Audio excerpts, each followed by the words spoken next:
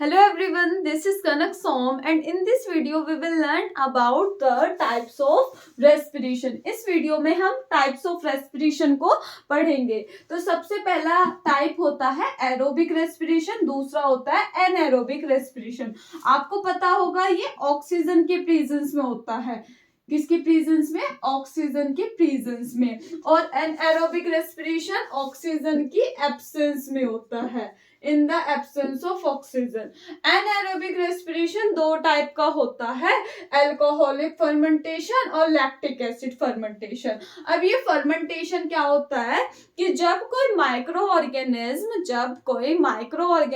किसी organic compound को, organic compound क्या कि जिसमें कार्बन हो, हाइड्रोजन हो, ऑक्सीजन हो, जब वो किसी ऑर्गेनिक कंपाउंड का ब्रेक डाउन कर देता है और उसको सिंपल कंपाउंड में बदल देता है, और इसी प्रोसेस को हम क्या बोलते हैं? फर्मेंटेशन बोलते हैं. मतलब जब कोई माइक्रो ऑर्गेनिज्म ऑर्गेनिक कंपाउंड को सिंपल में बदल देता है, सिंपल कंपाउंड में बदल देता है, इसी प्रोसेस को हम क्या बोलते हैं? फर्मेंटेशन बोलते हैं. और ये ऑक्सीजन की एब्सेंस में होता है. तो अभी पहले हम सबसे पहले एरोबिक रेस्पिरेशन को पढ़ने वाले हैं. What is aerobic respiration? ये तो आपको पता है, ऑक्सीजन की प्रेजेंस में होता है. अब इसके बारे में थोड़ा सा पढ़ेंगे. इसमें जैसे कि हमारा क्या हमने लिया, ग्लूकोज C6H12O6.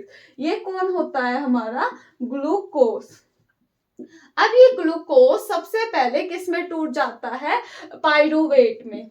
पाइरूवेट में. और पाइरूवेट में टूटता है और किसकी प्रेजेंस में टूटता है? साइटोप्लाज्म की अंदर टूटता है. मतलब ये प्रोसेस जो होता है वो किसके अंदर होता है? साइटोप्लाज्म के अंदर. इतने प्रोसेस को कि जब ग्लूकोज पाइरूवेट में कन्वर्ट होता है, इस प्रोसेस को हम ग्लाइकोलिसिस बोलते हैं. क्या बोलते हैं? ग्लाइकोलिसिस. मतलब ग्लूकोज को तोड़ना. लाइसिस मतलब क्या होता है? तोड़ना. तो इतने प्रोसेस को हम क्या बोलते हैं? ग्लाइकोलिसिस. अब ये पाइरूवेट क्या होता है? पाइरूवेट होता है जब हम इसको हाफ कर देंगे, ग्लूकोज के मॉलिक्यूल को हाफ. मतलब यहाँ पे C6 है तो यहाँ पर कर दो C3H6O3. इतनी बात समझ आ गई. अब उसके बाद क्या होता है? पाइरूवेट जो होता है वो कन्वर्ट हो जाता है किसमें? CO2 में, पानी में, और 38 ATP में. 38 ATP. अब ये ATP क्या है? ये एनर्जी की एक फॉर्म होती है और इसका नाम होता है क्या? Adenosine triphosphate.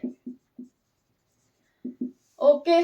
और पाइरूवेट से ये इसमें कैसे टूटता है? कौन से सेल ऑर्गेनली में ये टूटता है? माइटोकॉन्ड्रिया के अंदर. अभी आपको दो तीन चीजें बतानी है. What is cytoplasm, what is mitochondria. तो अभी सेल तो आपने सुना ही होगा 9th क्लास में. सेल क्या होती है? Cell is the structural and functional unit of living organism. Living organism की सबसे छोटी यूनिट जो होती है वो सेल होती है, जिससे सारे लिविंग ऑर्गेनिज्म बने हैं. तो सेल के अंदर क्या होता है? यहाँ पर होता है न्यूक्लियस. यहाँ क्या होता है? न्यूक्लियस. और इसके बाहर क्या होता है? ये होता है साइटोप्लाज्म. तो साइटोप्लाज्म आपको समझ आ गया होगा कौन सा है, कि सेल में न्यूक्लियस के बाहर जो लिक्विड होता है उसे साइटोप्लाज्म बोलते हैं. और ग्लूकोज किस में टूटता है? पाइरूवेट में, इसके अंदर टूट जाता है. इतनी चीज क्लियर. अब पाइरूवेट फिर माइटोकॉन्ड्रिया के अंदर. माइटोकॉन्ड्रिया एक सेल ऑर्गेनेली है जो न्यूक्लियस के बाहर होती है. ये क्या है? माइटोकॉन्ड्रिया. इस माइटोकॉन्ड्रिया को power house of the cell भी बोला जाता है. इसको power house of the cell क्यों बोलते हैं? पावर हाउस ऑफ सेल, क्योंकि इसके अंदर एनर्जी का प्रोडक्शन होता है. एटीपी इसी के अंदर बन रही होती है, तो इसीलिए इसको power house of the cell भी बोलते हैं. ठीक है. तो माइटोकॉन्ड्रिया के अंदर फिर किसके अंदर कन्वर्ट हो जाता है? CO2 वाटर और ATP के अंदर. आप एरोबिक रेस्पिरेशन की डेफिनेशन कैसे बनाओगे? Aerobic respiration is take place in the presence of oxygen. ठीक, सबसे पहली लाइन तो ये लिखनी है, aerobic respiration is take place in the presence of oxygen. अब फिर उसके बाद लिखोगे in aerobic respiration, in aerobic respiration glucose is break down into pyruvate in cytoplasm. After that pyruvate is converted into CO2, water and ATP. This process is take place in mitochondria and the whole process is known as aerobic respiration या फिर इसको cellular respiration भी बोला जा सकता है, cellular respiration। ठीक, अब इतने को तो हमने ग्लाइकोलिसिस बोल दिया, और यहां से लेके यहां तक के पाइरुवेट से जो इतना टूट रहा है इसे हम बोलते हैं क्रैब साइकिल, क्रैब साइकिल। एक इंपॉर्टेंट बात पूछा जाएगा, क्या यहां से लेके यहां तक ऑक्सीजन की नीड है? नो, यहाँ से लेकर यहाँ तक कोई ऑक्सीजन की नीड नहीं होती। यहाँ पर यहाँ से लेकर यहाँ तक बस सिर्फ ऑक्सीडेशन होता है, वो भी ऑक्सीडेशन ही होगा यहाँ पर, बस इतना आप याद रखना। बाकी क्वेश्चन आया ऐसे तो इन एब्सेंस ऑफ ऑक्सीजन ही रखना, क्योंकि फिर दो और अलग प्रोसेस है, उसमें भी ये चीजें सेम ही रहती हैं। ठीक है, तो इन एब्सेंस ऑफ ऑक्सीजन ये प्रोसेस होता है, मतलब जरूरी नहीं है ऑक्सीजन का ग्लाइकोलिसिस में होना, एमसीक्यू में ये क्वेश्चन पूछे भी जा सकते हैं। अब एरोबिक रेस्पिरेशन किसी ने ऑप्शन दिए 4, तो उसमें आप माइटोकॉन्ड्रिया ही टिक कर देना। आई होप आपको एरोबिक रेस्पिरेशन बिल्कुल क्लियर होगा। अब हम आते हैं एनएरोबिक रेस्पिरेशन में। अब मैंने जो कहा था वही बात आपको करनी है, यहाँ से लेके यहाँ तक तो प्रोसेस सेम ही रहता है। कहाँ तक? यहाँ तक, पाइरुवेट तक। ठीक है, अब हम क्या पढ़ रहे हैं? एनएरोबिक रेस्पिरेशन, मतलब जो किसके अंदर होता है, मतलब एब्सेंस ऑफ ऑक्सीजन, जो किसकी एब्सेंस में होता है? ऑक्सीजन की एब्सेंस में। तो ये वाला प्रोसेस तो इसमें सेम ही रहता है। फिर उसके बाद क्या होता है? पाइरुवेट हमारा किस में कन्वर्ट हो जाएगा? अभी हम क्या बना रहे हैं? Alcoholic format. हम क्या करा रहे हैं? एल्कोहलिक। तो इसमें क्या होगा? जो यीस्ट माइक्रो ऑर्गेनिज्म होता है, वो यीस्ट माइक्रो ऑर्गेनिज्म क्या करता है? पाइरुवेट को तोड़ता है और इसे किसमें बदल देता है? अल्कोहल में। अल्कोहल को हम इथेनॉल भी बोलते हैं। इसका फॉर्मूला होता है C2H5OH। इसको इथेनॉल भी बोला जाता है। और बाहर क्या निकल जाएगी? हमारी CO2 और ATP बनेगी 2 ATP।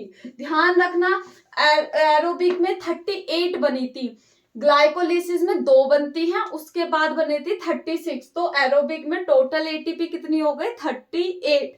लेकिन यहाँ पर सिर्फ यहाँ की ही ATP काउंट होती है। यहाँ से लेके यहाँ तक जब टूटता है तो कितनी ATP बनती है? 2। तो वो 2 ATP ही बाहर लिख दी। तो आप याद रखना। एक और चीज नोटिस करो, वहां पानी बना था, यहाँ पानी नहीं बना। बहुत सारी रिएक्शन ऐसे 4 लिख दिए जाएंगे, आपको ये पहचानना आना चाहिए। वहां पे CO2 था, वाटर था,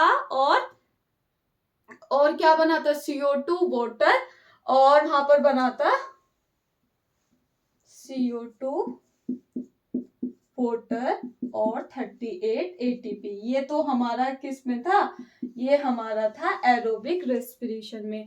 लेकिन एनारोबिक में क्या बात याद रखनी है? इसमें याद रखनी है अल्कोहल बना है, CO2 बना है, ATP क्या चीज गायब हुई है? CO2 तो यहाँ पर है, पानी गायब होकर यहाँ पर क्या आया है? अल्कोहल। तो अल्कोहल बन गया, CO2 बन गया, ATP बन गया। अब इसकी डेफिनेशन बनाए कि भाई एनारोबिक रेस्पिरेशन, फिर से वही anaerobic respiration take place in the absence of oxygen. In anaerobic respiration, glucose is break down into pyruvate in cytoplasm. In pyruvate, after pyruvate is converted into alcohol, CO2 and ATP. This ये वाला process कौन करता है? Yeast करता है। This whole process is known as anaerobic respiration, या इसे alcoholic fermentation भी बोला जा सकता है। तो यीस्ट कन्वर्ट करता है, यीस्ट कन्वर्ट करता है किसको? पाइरुवेट।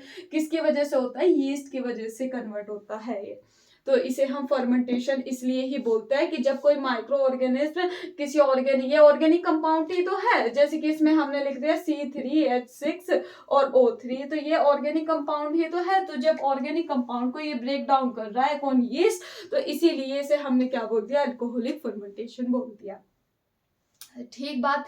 अब उसके बाद क्या पढ़ेंगे? Lactic acid fermentation. ये कैसा होगा? यहाँ पे तो बिल्कुल ऑक्सीजन की एब्सेंस थी, यहाँ पर क्या था? बिल्कुल absence of absence of oxygen. यहाँ तो ऑक्सीजन की बिल्कुल एब्सेंस थी, हम क्या पढ़ रहे हैं एनएरोबिक, एनएरोबिक, तो यहाँ तो बिल्कुल एब्सेंस थी तो इसलिए अल्कोहलिक बना। अगर लैक ऑफ ऑक्सीजन हो जाए मतलब ऑक्सीजन की कमी हो जाए तो तब क्या क्या होगा, तो इसमें क्या होगा कि हमारा ग्लूकोज C6H12O6 किसमें टूट जाएगा, पाइरूवेट में। वही प्रोसेस रखना है सेम टू सेम। अब इसकी कहानी यहाँ पर होगी आगे। तो ये जो होता है ये किसमें होता है, ये हमारा होता है किसमें, मसल सेल में। ध्यान रखना किसमें होता है, मसल सेल में, मसल सेल में होता है। तो क्या बन जाता है इसमें, लैक्टिक एसिड, लैक्टिक एसिड बनता है और बस एटीपी बनती है, ना तो यहाँ पर CO2 बनती ना पानी बनता। ये चीज जरूर याद रखना। ये कब होता है, जब ऑक्सीजन की कमी हो जाती है। तो जो हमारा ग्लूकोज था, ग्लूकोज किस में कन्वर्ट होगा, पाइरूवेट में, किसकी प्रेजेंस में, साइटोप्लाज्म की। ये वाला प्रोसेस तो ग्लाइकोलिसिस वाला प्रोसेस तो सेम ही रहता है, यहाँ से आके चेंज होता है। तो pyruvate is converted into lactic acid and energy. ठीक, अब इसके बाद ये वाला जो है, इससे पहले वाला भैया ये आप बताओ, यीस्ट में कन्वर्ट हो गया तो यहाँ पे बन गया अल्कोहल, C2H5OH और प्लस क्या बाहर गई, बाहर गई CO2 और कितनी ATP, 2 ATP। बस ATP 38 सेल्यूलर रेस्पिरेशन में बन रही थी और यहाँ पर भी 2 ATP और यहाँ पर भी 2 ATP। वहां पे पानी भी है, CO2 भी है, ठीक है, पानी, CO2 और एनर्जी है। यहाँ पर पानी नहीं है, यहाँ पे पानी भी नहीं है, CO2 भी नहीं है। तो ये चीजें याद रखना। और जब भी हमारी मसल्स में लैक्टिक एसिड बनता है, फॉर्मेशन ऑफ लैक्टिक एसिड होने से तो क्रैम्प होता है हमारी मसल्स में, क्रैम्प्स इन मसल्स। तो क्रैम्प क्या होता है, क्रैम्प होता है दर्द। तो जब भी हमारी बॉडी में, जैसे हम रनिंग करते हैं, रनिंग करने पे क्या होता है, ऑक्सीजन की कमी हो जाती है हमारी मसल्स में, या फिर जिम कर ली तो जिम करते हैं तो यहाँ पे मसल्स में ऑक्सीजन की कमी हो गई तो हम देखते हैं रात को आके क्या हाथ में दर्द हो रहा है। तो वो जो दर्द होता है वो किसकी वजह से होता है, क्योंकि यहाँ पे ऑक्सीजन कमी हो गई थी, ऑक्सीजन। तो यहाँ पर क्या हुआ है, एनारोबिक रेस्पिरेशन, तो यहाँ पर हमारे हाथ में लैक्टिक एसिड बना जिसकी वजह से हमें दर्द हो रहा है। फिर उसे मालिश करते हैं क्योंकि सर्कुलेशन बढ़ता है, ऑक्सीजन फिर फ्लो करने लगेगा अच्छी तरह से, तो फिर वो मालिश करने से दर्द ठीक हो जाता है हमारा। तो आई होप आपको ये समझ आ गया होगा। डेफिनेशन बनाना बहुत आसान है, जैसे कि बोला भाई एनारोबिक की रेस्पिरेशन, एनारोबिक की डेफिनेशन बताओ, तो सिंपल सा बोलोगे, anaerobic respiration take place in the absence of oxygen in which glucose is break down into pyruvate in cytoplasm, after that pyruvate is converted into alcohol, CO2 and ATP। ऐसी आप इसकी बना देना। और क्वेश्चन घुमा फिरा के बहुत पूछा जाएगा कि एक एथलीट है, उसके दर्द हो रहा है तो उसके अंदर कौन सा रेस्पिरेशन, लैक्टिक, अगर लैक्टिक एसिड फर्मेंटेशन दे रखा है वो ठीक, अगर नहीं दे रखा तो एनारोबिक रेस्पिरेशन। अब क्वेश्चन डिफरेंट टाइप से ऐसे भी आ सकता है कि ग्लूकोज कितनी तरह से ऑक्सीडाइज होता है, तो 3 तरीके से होता है। पहला तो सेल्यूलर रेस्पिरेशन, एरोबिक रेस्पिरेशन, फिर अल्कोहलिक फर्मेंटेशन और फिर लैक्टिक एसिड फर्मेंटेशन। क्वेश्चन इसी लैंग्वेज में पूछा जाएगा कि हाउ, कितने वेज हैं जिससे ग्लूकोज ऑक्सीडाइज हो सकता है, तो 3। क्वेश्चन ऐसे भी आ सकता है ह्यूमन बीइंग के अंदर कितनी तरह से ये जो ग्लूकोज है ब्रेक डाउन होता है। तो हमारे अंदर पहला तो एरोबिक रेस्पिरेशन, सेलुलर रेस्पिरेशन जिसे बोल रहे हैं, जो माइटोकॉन्ड्रिया के अंदर होता है, जिसे power house of the cell बोलते हैं, ठीक है। और दूसरा हमारे अंदर ये होगा लैक्टिक एसिड फर्मेंटेशन, जब हमारी मसल्स में ऑक्सीजन की कमी हो जाएगी तो उस कंडीशन में हमारा क्या होगा, लैक्टिक एसिड फर्मेंटेशन होगा जिसकी वजह से हमें पेन होगा। तो बस हमें इस तरह से हम आंसर कर देंगे। बाकी इसमें MCQ क्वेश्चन पूछे जा सकते हैं, रिएक्शन के बारे में पूछा जा सकता है। तो बस इसमें यही बात ध्यान रखना, वहां पे पानी CO2 दोनों बने हैं, यहाँ पानी नहीं बना, CO2 बनी है, यहाँ दोनों नहीं बनी, ना तो CO2 ना पानी। ATP ध्यान रखना, ग्लाइकोलिसिस प्रोसेस में, इस वाले प्रोसेस को क्या बोलते हैं, ग्लाइकोलिसिस। इसमें 2 ATP बनती है, तो वही 2 ATP यहाँ लिखी होती है, वही 2 ATP यहाँ लिखी होती है। लेकिन एरोबिक रेस्पिरेशन में पूरी की पूरी 36 बनती है यहाँ से आगे, तो यहाँ से यहाँ तक की तो 2 थी और इससे आगे की 36 थी, तो पूरी कितनी हो गई 38 एटीपी। तो ये सारा हमने किसके बारे में पढ़ लिया, टाइप्स ऑफ रेस्पिरेशन अच्छी तरह से कर लिया। और इस वीडियो को ज्यादा से ज्यादा शेयर करो और आप मुझे बता भी सकते हो किस टॉपिक पे आपको नेक्स्ट लेक्चर चाहिए, तो कमेंट सेक्शन में आप बता देना। Thank you so much for your cooperation.